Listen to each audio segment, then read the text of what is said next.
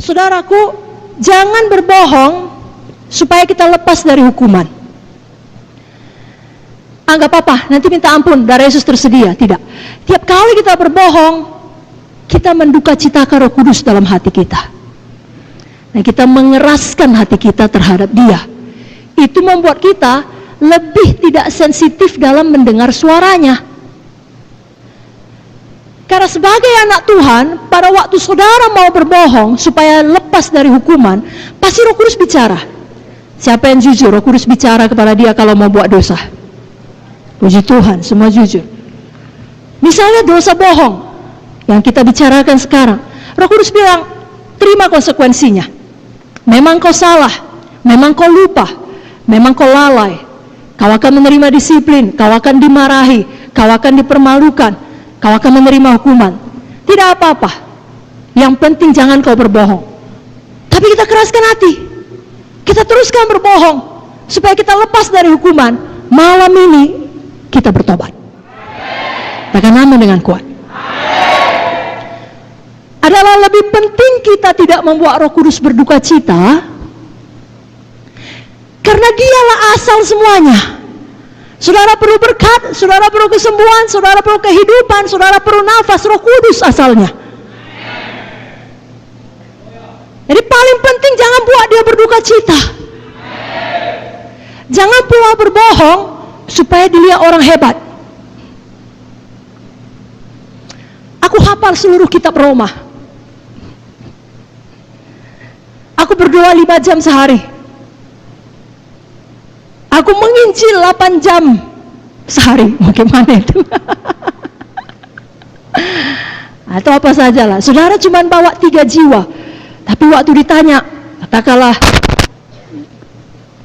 misalnya di pertemuan pemimpin sektor, berapa bulan ini jiwa yang Bapak selamatkan atau Ibu selamatkan? Dia pun tahu, tidak lebih dari 3. Saya tidak tahu pastinya, tapi mungkin kira-kira 20. Udahnya dibilang Roh Kudus jangan. Berapa jiwa baptisan? Ya, kira-kira 12. Satunya cuman. Lalu kita bilang sama Tuhan, ampuni ya Tuhan, saya nggak bohong, adanya Tuhan, tapi saya lebih-lebihkan. Karena saya beriman Tuhan. Itu bukan beriman, itu berdusta. Amin. Siapa mau bertobat? Tidak menduka citakan Roh Kudus.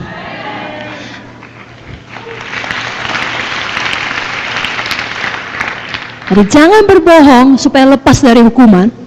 Jangan pula berbohong supaya kita dipikir lebih hebat dari yang sebenarnya. Tapi ada satu bohong yang lebih parah dari kedua ini. Walau semua dosa sama saja di hadapan Tuhan, tidak bisa satu dosa pun masuk ke sorga. Tetapi di dunia ini, kalau bohong yang berikut ini dilakukan, itu hati sangat-sangat jahat. Bohong yang bagaimana? Yakni saudara berbohong mengenai sesuatu hal atau seseorang yang mengakibatkan perpecahan sesama anggota. Saudara baca tadi ayatnya kan? Ia mengakibatkan perpecahan sesama tubuh Kristus, sesama saudara. Dan ini diulangi lagi dari buku Amsal. Mari kita buka Amsal 6. Sama-sama kita buka Alkitab kita. Dari Amsal 6 ayat 16 sampai 19. Baik, Amsal 6 ayat 16 sampai 19. Kita baca dengan kuat-kuat. 1, 2, 3. Ya. 6 perkara ini yang dibenci Tuhan, bahkan 7 perkara yang menjadi kekejian bagi hatinya: mata sombong, lidah dusta, tangan yang menumpahkan darah orang tak bersalah, hati yang membuat rencana-rencana yang jahat, kaki yang segera lari menuju kejahatan, seorang saksi dusta yang menyembur-nyemburkan kebohongan, dan yang menimbulkan pertengkaran saudara. Apa yang dibenci Tuhan, apa yang menjadi kekejian bagi hatinya? Kalau saudara perhatikan mengenai dusta, diulang sampai 3 kali.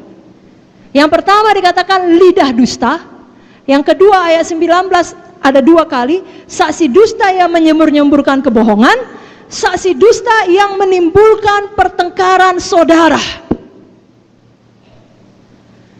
Jadi kalau ada kita di sini menyampaikan ucapan yang tidak sepenuhnya benar, itu bohong. Lalu kemudian ucapan yang tidak benar itu dan tidak baik itu mengakibatkan hubungan di antara kita menjadi rusak. Tuhan benci. Apa saudaraku? Sebabnya bebas hari ini dari yang namanya gosip. Bebas dari namanya fitnah, pengumpat, dan kawan-kawannya. Amin. Dan ini termasuk ucapan saudara di sosial media. Kalau kita baca di Efesus 4 tadi, ucapan kita harusnya membangun. Supaya orang yang mendengarnya beroleh kasih karunia. Kalau semua anak Tuhan melakukan ini, hoax tidak bisa berkembang. Kenapa? Semua benci dan jijik kepada dusta, tapi mengasihi Taurat Tuhan. Semua tidak mau menyampaikan, ya tepuk tangan bagi Tuhan Yesus, haleluya. Semua tidak mau menyampaikan ucapan-ucapan yang tidak membawa berkat. Di sini dikatakan menimbulkan pertengkaran saudara, maksudnya bukan saudara dalam keluarga badani. Misalnya saudara menyampaikan hal yang tidak baik kepada saya mengenai ucapan Kak Vicky, lalu hubungan saya dan Kak Vicky menjadi tidak baik. Tapi kalau menyampaikan yang tidak baik kepada saya mengenai Kak Heni, wah kan gak munte, itu gak apa-apa. Hubungan saya dengan dia tidak baik pun kan tidak sesama saudara. Salah. Sesama saudara ini sesama saudara tubuh Kristus. Siapapun, suku apapun, marga apapun, usia apapun. Jangan ada pertikaian, perselisihan di dalam KKS, di dalam sektor. Oleh karena ucapan kebohongan. Dan sekali lagi Roh Kudus pasti sudah bicara di dalam. Tidak perlu kau kirimkan itu. Tidak perlu kau forward itu. Tidak perlu kau teruskan itu. Itu tidak menjadi berkat, walau itu benar.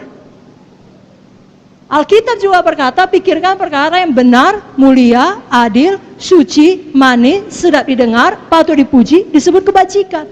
Jadi tidak cukup benar saja. Kalau orang yang mendengarnya tidak beroleh kasih karunia, saudara hentikan.